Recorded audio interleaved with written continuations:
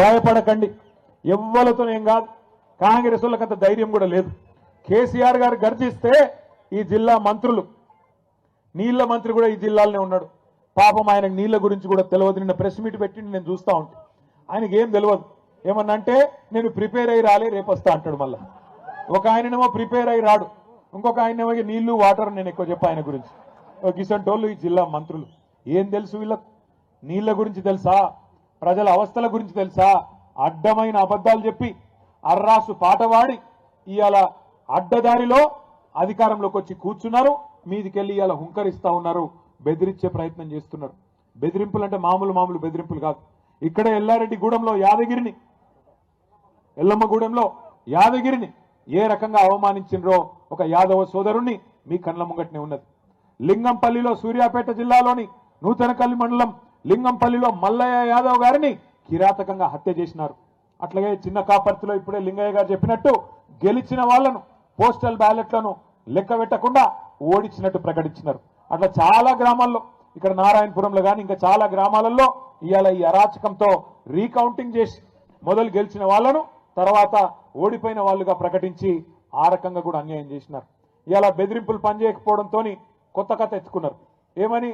మీకు ఇందిరమ్మిన్లు ఇయ్యం, మీకు ఫలానాది ఇయ్యం, మీరు సర్పంచులందరూ మాతోనే వస్తేనే రేపటి రోజున మీకేమైనా ఉంటుందని చెప్తున్నారు. నేను మీ అందరికీ ఒకటే గెలిచిన మా గౌరవ సర్పంచులకు, ఉప సర్పంచులకు ప్రత్యేకంగా నేను విజ్ఞప్తి చేస్తా ఉన్నా. ఒక్కసారి మీరు పరిస్థితి గమనించండి.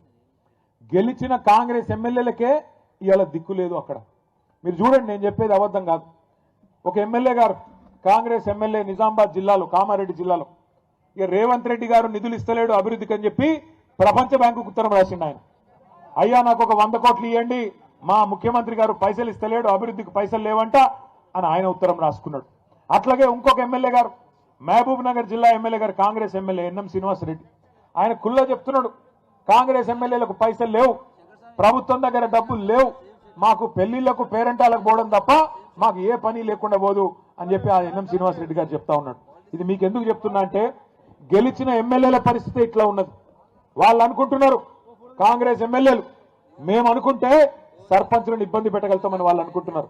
కానీ మీకు రక్షణగా నిలబడేది, మీకు రక్షణకు వచ్చేది, మీ హక్కులను కాపాడేది ఒకరే ఒక్కరు, డాక్టర్ బాబాసాహెబ్ అంబేద్కర్ రాసిన రాజ్యాంగమే మీకు ఇలా హక్కుగా అండగా నిలబడుతుందని చెప్పి మాట నేను విజ్ఞప్తి చేస్తా ఉన్నా.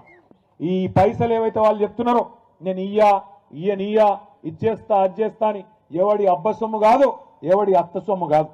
ప్రజల పైసలు, పన్నుల రూపంలో ప్రజలు కట్టిన పైసలను మళ్ళీ తిరిగి వారి కోసమే ఖర్చు పెట్టడం ప్రజాప్రతినిధులుగా మన బాధ్యత.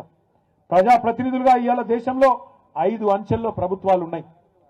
ఢిల్లీలో కేంద్ర ప్రభుత్వం ఉన్నది, ప్రధానమంత్రి గారు, మంత్రి మండలి, ఎంపీలు ఢిల్లీలో ఉంటారు. రాష్ట్రంలో రాష్ట్ర ప్రభుత్వం ఉంటుంది, ముఖ్యమంత్రి గారు, మంత్రి మండలి, ఎమ్మెల్యేలు, ఎమ్మెల్సీలు రాష్ట్రంలో ఉంటారు. కొద్దిగా కిందికి వస్తే జిల్లా పరిషత్, ఇప్పుడు జిల్లా పరిషత్ లేదు కానీ జిల్లా ప్రభుత్వం జిల్లా పరిషత్ రూపంలో ఉంటుంది.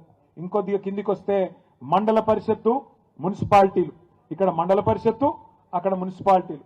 ఇంకా కొద్దిగా కిందికి వస్తే గ్రామ స్థాయిలో గ్రామ పంచాయతీల్లో మీరే బాసులు. ఈ మాట ఎందుకు అంటున్నా అంటే, రాజ్యాంగంలోనే అంబేద్కర్ గారు రాసినారు 5 అంచెల ప్రభుత్వం గురించి. ఈ 5 అంచెల ప్రభుత్వంలో రాష్ట్రానికి ముఖ్యమంత్రి ఎట్లనో గ్రామానికి సర్పంచ్ గారు అట్లా అనే మాట నేను విజ్ఞప్తి చేస్తా ఉన్నా. మీకు వచ్చే నిధులు మీకే వస్తాయి, మీ హక్కుగా. ఇది ఎవరో మీకు భిక్షమేస్తేనో, ఎవరో మీకు ఇట్లా చేయి విధులిస్తేనో వచ్చేది కాదు. ఫైనాన్స్ కమిషన్ ద్వారా రాజ్యాంగం ప్రకారం ఇవాళ ఢిల్లీలో రూపాయి విడుదలైతే ఫైనాన్స్ కమిషన్ డబ్బులు 85 పైసలు డైరెక్ట్ గా గ్రామ పంచాయతీ అకౌంట్లకే వస్తాయి. 10 పైసలు మండల పరిషత్ అకౌంట్లోకి పోతాయి, 5 పైసలు మాత్రమే మీకు జిల్లా పరిషత్ అకౌంట్లోకి వస్తాయి. జిల్లా పరిషత్కు, మండల పరిషత్కు కొన్ని వేరే నిధులు కూడా వస్తాయి. కేసీఆర్ గారి ప్రభుత్వం ఉన్నప్పుడు ఏ రకంగా ఉండేది గ్రామాల పరిస్థితి ఒక్కసారి గుర్తు తెచ్చుకోండి. క్యూన్యూస్ పేరు చెప్పి ఎవరైనా వసూళ్లకు, అక్రమాలకు, బెదిరింపులకు గురి చేసినా క్యూన్యూస్కి సమాచారం ఇవ్వండి. క్యూన్యూస్ ఎప్పుడూ ఇలాంటి చర్యలకు పాల్పడదు, ప్రోత్సహించదు. క్యూన్యూస్ ఎల్లప్పుడూ ప్రజా గొంతుకగా ప్రజల సమస్యల కోసం నిరంతరం పోరాడుతుంది. మీకు ఎలాంటి సమస్య ఉన్నా క్యూన్యూస్ని కాంటాక్ట్ అవ్వండి. సంప్రదించవలసిన ఫోన్ నెంబర్ 7569534968 8688926084.